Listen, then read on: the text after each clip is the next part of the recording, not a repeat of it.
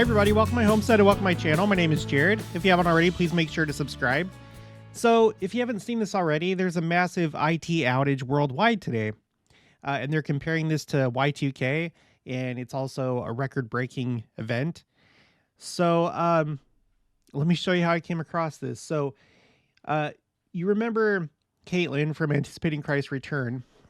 She sent me a text talking about a new thing that's coming out of the Biden camp where, we've already covered this, where he said that he's not going to step down. This was a while ago, and that the only way that he would step down is if the Lord Almighty came down and told him to step down. And then he smugly says that the Lord's not coming down. Right. And so a lot of us felt like he was kind of tempting fate at that point by saying that. Later on, Pelosi said time is running short, and just all this language feels like, even though it's about the elections this year, it just feels like there's another layer to it where no, time really is running out for the entire world because the second coming is going to happen soon, hopefully. Well, she is pointing out that today there's more news coming out. This one is NBC4 New York. We're close to the end. Biden world braces for the possibility that the president steps aside. And for all I know, maybe by the time I publish this video, maybe that will already have happened. It says, but there is now a palpable sense that the ground has shifted from under him, according to 5 people with knowledge of the situation, even among some of the president's most defiant backers internally, who now believe the writing is on the wall. Which, that's interestingly worded. That, of course, comes from the book of Daniel, where there was writing on the wall. It was a warning to the Babylonian king. And that night, Babylon was invaded by the Persians, right? Like that kingdom, that the rule of the king came to an end that night when there was the writing on the wall. But anyway, and then a person close to Biden said, "We're close to the end," referring to Biden making up his mind. It seems like most likely stepping down, but I guess we'll see what happens. So it's just interesting things to see and hear this kind of language. In this video, we talked about President Nelson warning the church and the world that time is running out for the second coming. So you might want to watch this video if you haven't already. But anyway, so thank you, Caitlin, for sending this to me. And as I was looking into this, you'll notice at the very top, there's this red banner thing up here. Breaking: mass IT outage disrupts flights, banks, media outlets, and companies around the world. And I was like, what? What's going on now? And so it turns out that according to Business Insider, this will be the largest IT outage in history, bringing Y2K fears to reality, web security expert says. Now, I don't know that everybody in my audience is old enough to remember Y2K, but there was a big fear that all these different systems, government systems, corporate systems, would be affected by the change in the date from 1999 to 2000. Essentially, it had to do with computers thinking that things were going back to the year, I think, 1900 instead of the year 2000. And I can't really explain it, but they were worried about a large crash. I guess like the one that we're actually seeing today. Largest outage in history. Okay, that doesn't sound good. In 1999, the specter of Y2K, or the Millennium Bug, caused mass worldwide anxiety about the risks of power, air, travel, and stock market outages. Yeah, and I remember this, by the way. I remember people, prepping, which is good. Some may be taking it to the nth degree, which it turns out that they didn't need to. Had it happened, would they have needed it? I don't know. It doesn't look like it's needed today, but we'll get into it more with what's going on with this. Y2K passed with barely a blip, but over 2 decades later, one web security consultant says those fears have finally been realized. thanks to a massive IT outage on Friday. Quote, this is basically what we were all worried about with Y2K, except it's actually happened this time. Troy Hunt, an Australian web security expert, said in an X post. In another post, Hunt said, quote, I don't think it's too early to call it. This will be the largest IT outage in history. End quote. While Y2K did not ultimately cause the widespread chaos that was feared, Friday's outage arguably has. We're about to, you see how I have all these like X tabs open right here. We'll see what's going on right now. I'll show you in case you haven't seen it already. It has resulted in major disruptions to travel, banks, and supermarkets across the globe, which are still ongoing at the time of writing. Oh, and not just that. It's more than just travel, banks, and supermarkets. Okay, later on, this article says, he added that the issue had been identified, isolated, and that a fix had been deployed. Okay. So, yeah, you have the what's called the blue screen of death popping up all over the place. So here's, I don't know where this is at. Possibly, I don't know if India uses this type of script or maybe some Southeast Asian country. If you recognize this, let me know in the comments below. But anyway, this is obviously an airport and only one screen is working. The other ones have the blue screen of death.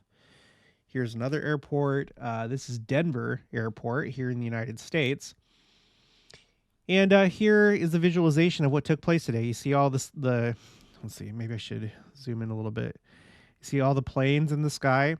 Well, as this event played out, this is what happened across the United States with flights. Yeah, major disruption. Okay. And as a result, scenes from airports in Atlanta, Virginia, Singapore, and Malaysia. People stranded. Either stranded or not able to take their flights to their destinations if this is like where they're from. Okay, here's Times Square. You see some billboards that have been affected. This entire thing here is out. It's black. That's pretty dramatic looking. And then just some pictures from different places. Some office. Some, I don't know what that is. Grocery stores. We already saw that.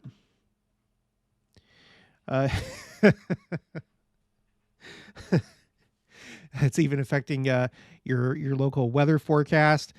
People are having to resort to this. This looks like maybe it's Northern California. If you know, put it in the comments below. I think, well, yeah, Susanville. I did a video, I think, about Susanville toward the beginning of my channel. I think this is California. Let me know if this is California. But anyway, it looks like the green screen is still working. It's just that they can't put up the normal graphics that they would, so they're having to manually draw it. Okay, and then this post from account Ray at Raymo_G. I don't think you guys fully grasp how big this is. Around 1 billion computers are bricked worldwide, mostly corporate ones. This isn't just an online service going down for a few hours. Every affected computer needs to be rebooted in fail mode and have a driver manually removed. Most corporate computers given to employees don't let users do this themselves, even if they could. Imagine every single double-digit IQ waggy trying to handle a moderately complex task when many don't even know what a file is anymore. I can't stress enough the scale of this happening. Okay. This is from Spectator Index. Outages. Biggest IT outage ever according to experts. Major banks, media, airports, and airlines affected by a major IT outage. Rail services disrupted in parts of U.S. and the United Kingdom. Payment systems impacted in different parts of the world, including Australia and the UK. Australia's government calls for emergency meeting. Significant disruption to some Microsoft services. 911 services disrupted. in several U.S. states, including Alaska, Arizona, Indiana, Minnesota, New Hampshire, and Ohio. Services at the London Stock Exchange disrupted. Sky News went off air. Other media facing disruptions. All right. But there's more. This is Mario Nafal. Let's see. The Social Security Administration has closed all offices affecting online services. The Justice Department and Veteran Affairs face significant IT issues. I guess that means I'm not getting my pills anytime soon. No, just kidding. They're probably going to fix this soon. The Energy Department's website is offline, and the FAA is monitoring closely. Okay. So what does this all mean? Like, what's going to be... Oh, great. I click on that and then that goes away. Okay, great. So what are the implications of this? What's going to happen? This is from USA Today. Impact on the economy. The outage is not expected to have any effect on the broader economy unless it persists for days. Quote, at this point, the IT outage is more a nuisance than an economic event, says Mark Zandi, chief economist of Moody's Analytics. And then he continues, if it drags on into early next week, the economic damage will begin to mount. End quote. If the outage is limited to a day or two, canceled flights can be rebooked and banking transactions can be completed later. Quote from Jonathan Miller, senior U.S. economist at Barclays. There is plenty of time for activity to be recovered over the remainder of the month. So, I guess we'll have to wait and see. I haven't seen anything to indicate that this is over yet. It seems to me like all computers that could be affected have been affected, and so now it's just a matter of time for systems to be recovered and things get back online the way that they should. But the question is, how long is that going to take? And based on what we read, it sounds like it's not necessarily a simple process. It doesn't sound overly complicated, but so how much time is it going to take? I don't know. I guess that depends on each company and agency that has to do this and what their IT can do and their staffing and stuff like that. But this is no joke. So whenever you have a record-breaking event, especially one that they're saying is basically Y2K realized, I'm going to take note of it, and I have it right here for July 19th. And right underneath that, you have the, oh my gosh, right underneath that, you have the Trump assassination attempt. And then right below that, Hurricane Beryl becomes the earliest Atlantic Category 5 hurricane ever recorded. So that's all this month in July. You might remember that I did, let's see, where do I have it?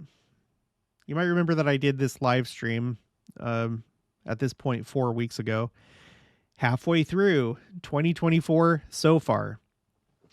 I would really encourage you to watch this. Like, watch this right after this video if you missed it. Because the first half of this year was already really crazy.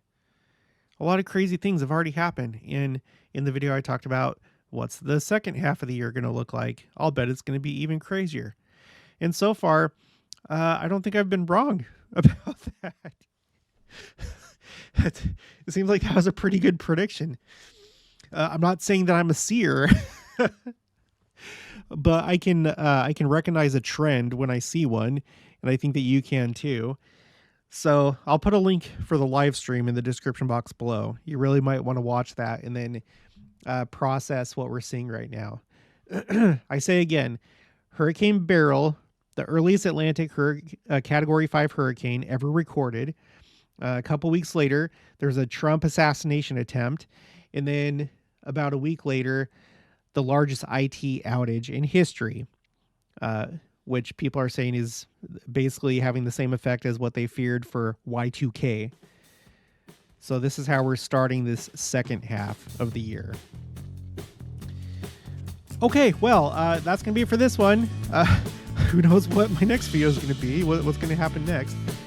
If you haven't already, please make sure to subscribe, like this video if you liked it, leave your thoughts and opinions down in the comments below. Also make sure to share it, and I'll talk to you guys later.